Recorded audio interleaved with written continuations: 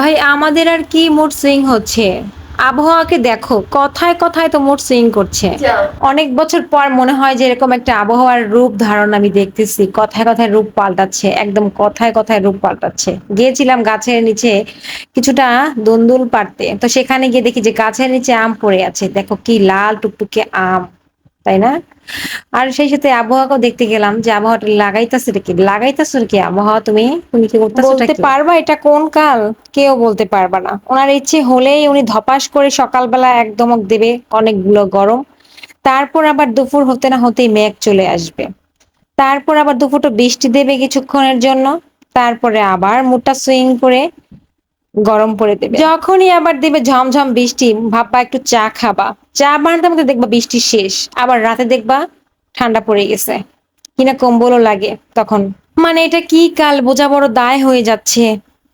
শীতকাল, গরমকাল, বর্ষাকাল না শীতকাল, উফ মাথা ঘুরপাক খাচ্ছে গো, মাথা ঘুরপাক খাচ্ছে। কখনো রাতে চাদর গায়ে দাও তো কম্বল মুড়ে দাও, তো কম্বল ছাড়াও তো চাদর গায়ে দাও, মানে কি? হ্যাঁ, কখনো ফ্যান জোরে ছাড়ো তো আস্তে ছাড়ো। উফ, মনে হচ্ছে কোনো ট্রেনিং সেন্টারে ভর্তি হয়ে গেছি, সেখানে রাত হলেই চাদর কম্বল গায়ে দিচ্ছি সরাচ্ছি, গায়ে দিচ্ছি সরাচ্ছি। ট্রেনিং সেন্টারে ভর্তি হয়ে গেছি, এমন একটা ডিউটি চলতেছে মনে হইতাছে এখন রাত্রিকালটাকে। তারপরে তো না, মানে এখন যদি মনে করো যে বরফ পড়ে না, তাতে আমি মনে করো যে কিছুটা একদমই অবাক হব না, একদমই অবাক হব না, বুঝছো?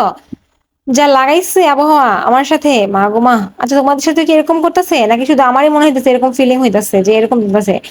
মনে হইতেছে কখনো কখনো সুইজারল্যান্ডে আছি, আবার কখনো কখনো মনে হইতেছে যে সাহারা মরুভূমিতে আছি, আবার কখনো মনে হইতেছে রাজস্থান আছি, আবার কখনো মনে হইতেছে যে বর্ষাকালের কি বলে ওইটাকে, ওইখানে আছি। আর বাসায় বেড়াতে গিয়ে দাওয়াত খেতে আমার খুবই কেমন যেন ইরিটেটিং লাগে, ইরিটেটিং লাগে। তোমাদের কি লাগে নাকি আমি জানি না।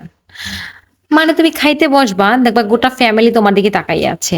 নিজের বাড়িতে যেমন ধরে খাও, অর্ডার দাও, কিন্তু অন্যের বাড়িতে গেলে কেমন যেন একটা লাগে, মনে হয় যে আমাকে কখনো ওনারা কাউ দেখেনি, প্রথমবার দেখতেছে আমার খানা খাওয়াটা, প্রথমবার দেখতেছে, এমন ভাবে তাকাইয়ে থাকে, কেমন যেন একটা লজ্জা কাজ করে। লজ্জা কেন কাজ করে গো, আমি বুঝি না। নিজের বাড়িতে বসে যেভাবে তুমি অর্ডার দিতে পারবা, মা এটা দিয়ে খাবো না, ওটা দিয়ে খাবো না, এটা বানাই দাও, ওটা বানাই দাও, কিন্তু অন্যের বাড়িতে গেলে, অন্য কারোর বাড়ি যেতে গেলে, কেউ তোমার একটা ডিম ভেজে দেবো, হ্যাঁ তাতেই হয়ে যাবে, তাতেই হয়ে যাবে। শুধু ডাল দিয়ে চলবে, হ্যাঁ তাতেও হয়ে যাবে। তখন আমি এতই ভদ্র, এতই ভদ্র, যে আমার ওই ডিম ভাজাতেই হয়ে যাবে খাওয়া দাওয়া, আর কিছুই প্রয়োজন নেই। নিজের বাড়িতে করলা, ভেন্ডি ভাজি, দোলদোল ভাজি, ঝিঙ্গা ভাজি, এগুলোতে একদম ছুঁই না, বলতে গেলে ইচ্ছেই করে না।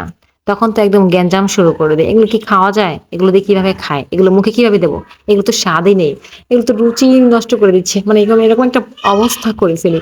আর অন্যের বাড়িতে গেলে হ্যাঁ, হয়ে যাবে, এটা তো অনেক মজা, টেস্টি, ভালো হয়েছে, মজা হয়েছে মা, এত কথা অত কথা, তখন ওগুলো হয়ে যায় আমার মোস্ট ফেভারিট খাবার। এগুলো তো আমি খুব ভালো খাই, খুব ভালো খাই, খুব ভালো পছন্দ করি, এগুলো তো খুব সুস্বাস্থ্যকর খাবার, এরকম একটা ভাব প্রকাশ করি, ভাগ প্রকাশ করি তখন, বুঝছো? অনেকে তো আবার এমন ভাবে অপশন দেয়, এটা খাবি না ওইটা খাবি, পায়েস খাবি না রসমালাই খাবি নাকি দই খাবি। কেন ভাই, তুমি কি বাটি নেই তোমার বাসায়, দিতে পারো না গুছিয়ে গাছিয়ে?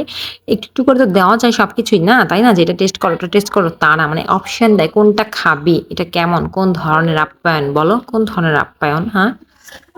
কি আর করার, দেখো গাছে কত সুন্দর লাল টুকটুকে গোলাপ তো খেপে হাতে নিয়ে দেখতেছিলাম যে এত সুন্দর, এত সুন্দর কিভাবে হয়, ফুল কি সুন্দর বানাইছে, যা ভাষায় প্রকাশ করা যায় না, মানে এত ভালো লাগে, ইচ্ছা করে যে কলিজার গোড়ায় লাগাই রাখি ফুলের। সবাই ভালো থাকবেন, সুস্থ থাকবেন, আল্লাহ হাফেজ।